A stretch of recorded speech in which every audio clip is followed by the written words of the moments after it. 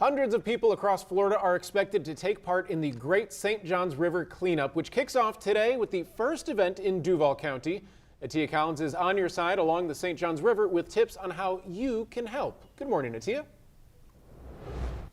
Good morning, Rich. Well, today we'll see volunteers coming out to the river, picking up trash, clearing drainage, and learning more about ways that they can help protect our environment. And take a look at the river right now. You know, we've been talking about the weather this morning. It is a beautiful morning, and you can see the beauty in the river. Now, like you said, Duval County is the first of 7 counties that are participating in this cleanup event. And we're also sharing some educational tips about things you can do at home to help protect our environment. It's things like switching your to non-toxic house cleaners, conserving water, conserving energy, and just picking up trash throughout your community. Now, I'm here with Jimmy Orth. He's the executive director of the St. Johns River Keeper organization. And Mr. Orth, tell me a little bit about why this event is so important. You know, we hear people say, I'm just one person. What can I do to help? But what would you say to people who are thinking that their actions don't matter?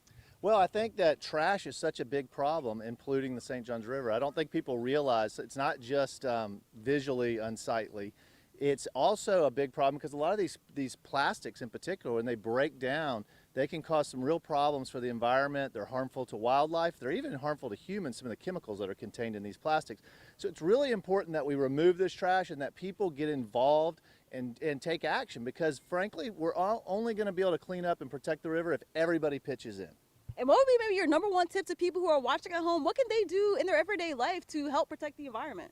Well, I think there's a lot of things. You mentioned some of them earlier, is use non-toxic chemicals, because those can be harmful to the river. But also just even like during the cleanup, you don't have to participate in a formal cleanup like this. You can clean up around your neighborhood. A lot of the trash, people don't realize that it ends up in the storm drains. Those storm drains end up in the St. Johns River. So you can clean up your neighborhood. You don't have to be on the water. You can actually clean up around your home, and that'll help clean up the river as well. And thank you here, Jimmy. And we have I think I counted over 40 events in Duval County kicking off 8 a.m. So we already have some people on the river right now going until 11. So you can check out more about these events later on First Coast News, but you can also head to the St. Johns River Keeper website to learn more. I'm going to toss it back to you in the studio, reporting Atia Collins, First Coast News, on your side.